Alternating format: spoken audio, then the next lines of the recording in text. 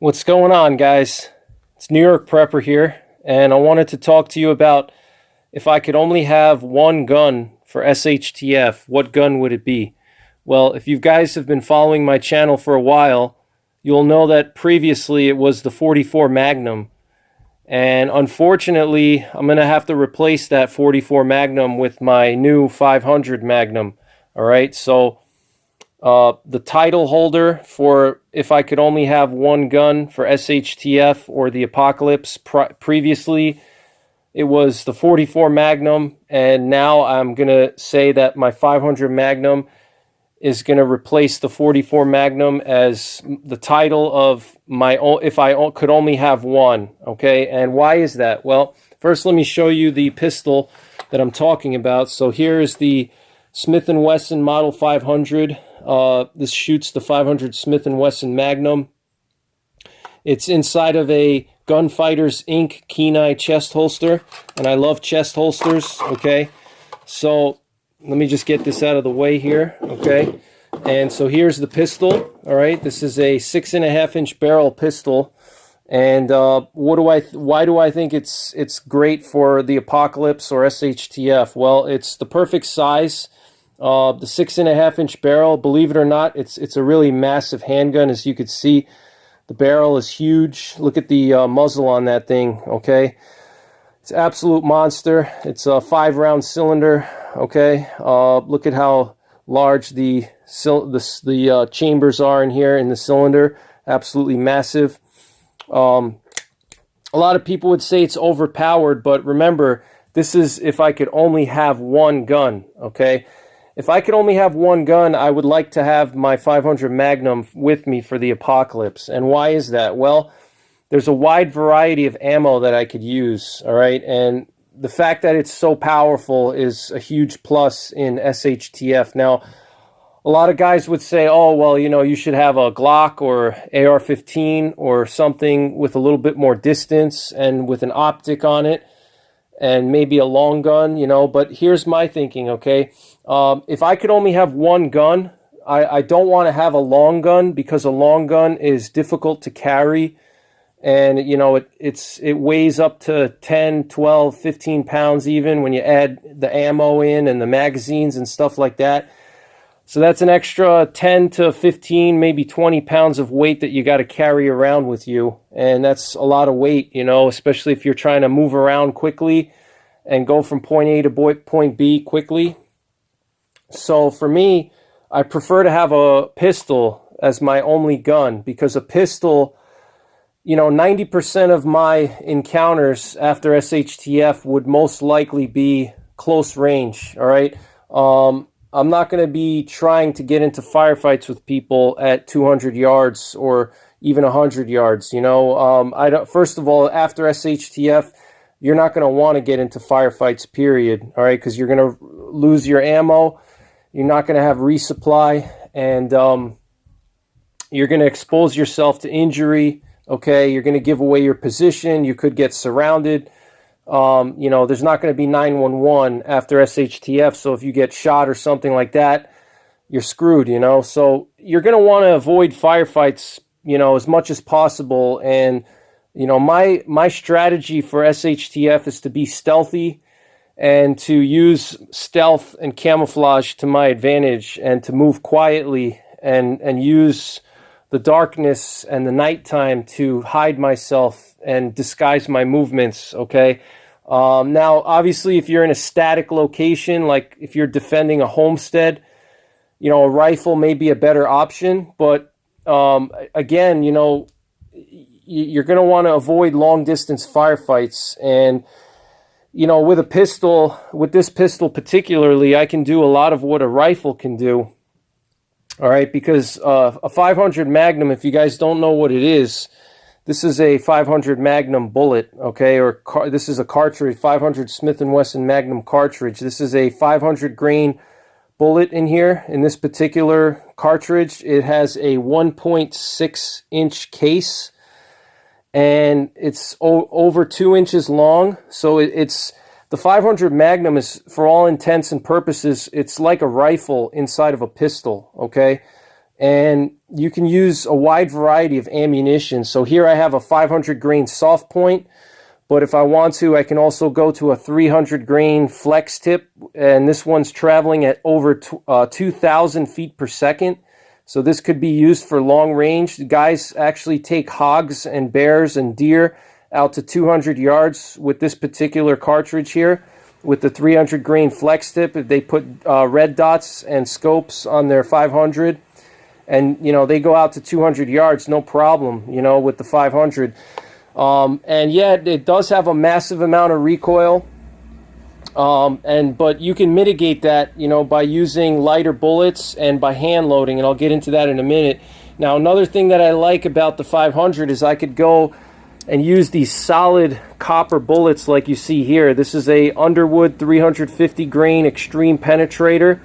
This one's traveling at 1,850 feet per second. All right, so this thing is fast. This is a 350 grain bullet traveling at 1,850 feet per second. Solid copper. This thing penetrates like crazy. And here's a 400 grain Lehigh Defense buffalo bore solid. Okay, and this is another solid copper. And why do you want to have solids after SHTF? Well, solids could be useful for penetration purposes, okay? If you need to penetrate something like body armor or barriers or cover, if you're engaged in a firefight and there's someone hiding behind cover. Another thing too is you can use these solids to stop vehicles, okay? You could shoot at engine blocks and you can stop a vehicle with this thing, and just the anti-material functions of such a big bullet are very useful. And if any of you guys have been watching my channel for a while, you know that I've done a lot of penetration tests with the 500, and here's a 440 grain bear load. Okay, this is what the 440 grain bullet looks like. It's absolutely monstrous, as you can see. And this is a buffalo bore bear load, but this one I plan to hand load here. This 440 grain from buffalo bore traveling at 1,600 feet per second penetrated through 9 2x10 Douglas fir framing joists. Okay, it's absolutely insane penetration. You're looking at, almost 1.5 foot of wood. All right, so it's got insane power. If you load it to the full capacity and you use full power loads, you can use it to stop vehicles. You can destroy things with it, anti-material things. You can punch through armor, you can punch through vehicles, you can break things, okay? Anti-material, if you need to take out a generator, let's say you're doing a raid or something and you got to take out a generator or break down a barrier of some kind or something. You can also hunt with it because you got these, here you got this 300 grain flex tip and 375 grain Barnes XPB. These are good for long range shooting with the 500. And then I want to talk about hand loading, and here you have these Sierra bullets here which you can hand load, and I plan to hand load these down to reduced recoil levels, and I'll do a video on that. But here's a 350 grain hollow point, and here's a 400 grain soft point, and I plan to hand load these down to more reduced recoil levels. All right, and that'll be good more for like situations where I want less recoil and be able to have quicker follow-up shots, for more like anti-personnel uses. All right, now a lot of guys are going to say, well, it's a revolver, it doesn't reload fast, but here I have a speed loaders in this nice Barsony leather pouch here, and I have this 5-star firearms speed loader, and here I have 5 rounds in this speed loader, and I can carry 2 of these in this pouch here. So in this pouch, I can wear this on my waist, and I'll have 10 extra rounds right here ready to go. And I mean, this gun, first of all, is bomb-proof, just like any revolver. Revolvers are bomb-proof. They're very reliable. They're double action, so if I'm in a defensive situation, I can just use the double action on the revolver, okay? Or if I'm trying to take a more deliberate shot, I can cock the hammer and go into single action mode. And then the trigger pull is barely like a pound. Okay, it's extremely light. All right. And another thing too is I plan to have these sights changed out by a custom sight company called Tooltech Gun Sight in Michigan. I'm going to have them put night sights on here. But you could easily mount a scope on this thing or a red dot, and that'll take this gun out to 100 or 200 yards if you have like a 2 MOA red dot or you have a small scope on here. A lot of guys do that, all right? I personally won't, but you could put a red dot on here. I prefer the iron sights. This one has ports in it, so the recoil is not terrible. You know, if you don't want to go to the full power like these Buffalo Bore bear loads, these things are a monster to shoot. You're not going to use these in most situations unless you're trying to shoot a bear or stop a vehicle or punch through some armor or some kind of barrier. You're going to use lighter recoil loads for most, you know, anti-personnel uses, and you know, that's where you can do some hand loads with your 350 grain and 400 grain Sierra bullets, okay? And you could do some reduced recoil loads with these guys, okay? And you know, there's a lot of reloading options with the 500 Magnum. It's such a versatile cartridge. You know, I absolutely love it. You know, you can also for you know, larger game, you have these Woodley weld cores, okay, which are bonded bullets, and you can load these up to full power, and you know, these you could use for big game, all right? And